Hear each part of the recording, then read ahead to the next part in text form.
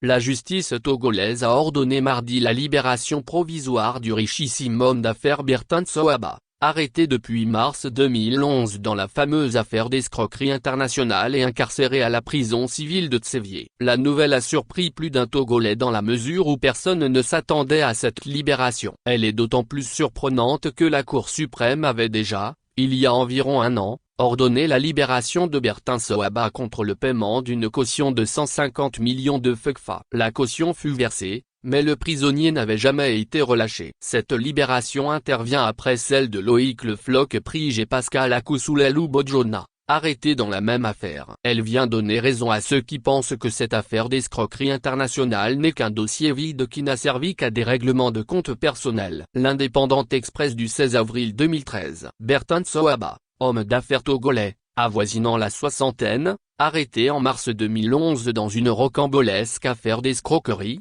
aux contours plutôt flous et surtout aux allures de règlement de compte, exilé après sa sortie de prison en Afrique du Sud, n'est plus.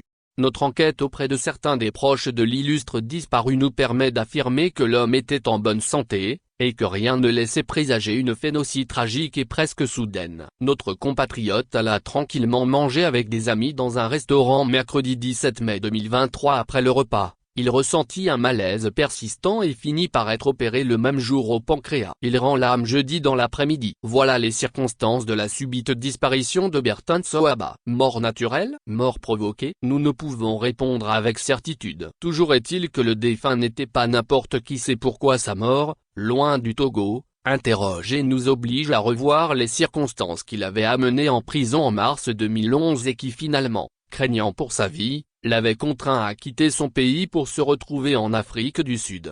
L'entretien que M. Abba avait accordé à une chaîne de télévision quelques années après avoir fui le Togo, résonne aujourd'hui comme un testament. Dans l'interview que nous avons écoutée, l'infortuné était largement revenu sur la mésaventure dont il fut victime dans son pays natal. Il ne passa pas par quatre chemins pour démontrer que la supposée affaire d'escroquerie pour laquelle il passa 2 ans et 45 jours à la prison civile de Tsevié, n'était qu'un coup monté, un acharnement politique dont la véritable cible n'était autre que Pascal Bodjona, ancien ministre de l'administration territoriale. M. Bertin Soaba avait donc catégoriquement rejeté du revers de la main le fait qu'il eût escroqué qui que ce soit et mis au défi la justice togolaise, qui, d'après ses allégations, savait pertinemment que le dossier était vide, de lui en fournir les preuves auquel cas il serait prêt à rembourser la faramineuse somme dont il était question. Selon toujours ces termes pour étayer les affirmations qui étaient les siennes, il n'avait pas manqué, dans l'entretien, de se rappeler du marché, venant de Forgnassin-Bay en Self,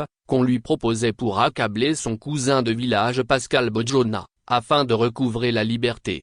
La partie la plus sinistre de son intervention qui n'honore pas notre pays en matière du respect des droits de l'homme, surtout concernant le traitement des citoyens en détention, fut celle où il évoqua les séances de torture dont il fut victime pendant 10 jours au début de son incarcération. Cette sale besogne était assurée de main de maître par un officier supérieur de l'armée togolaise et ses hommes. À la question de savoir pourquoi il avait décidé de quitter le Togo, alors qu'il était en liberté provisoire, M. Abba montra du doigt une justice togolaise instrumentalisée et totalement à la botte du pouvoir, à laquelle il était pour lui dangereux de faire confiance. Des informations selon lesquelles on chercherait à les arrêter de nouveau, lui et Bodjona, lui seraient parvenues, raison pour laquelle il avait dû prendre le chemin de l'exil. En Afrique du Sud il avait, selon ses propres affirmations, le statut de réfugié politique. Il avait réaffirmé sa volonté de revenir un jour dans le pays qu'il a vu naître, et n'avait surtout pas caché ses ambitions politiques et ses bonnes relations avec les autorités politiques de son pays d'accueil. La goutte d'eau qui fit déborder le vase dans les cercles du pouvoir à Lomé et qui signa son arrêt de mort. Bertin Soaba fut un homme d'affaires qui avait du succès. S'il était né et avait vécu dans un pays normal,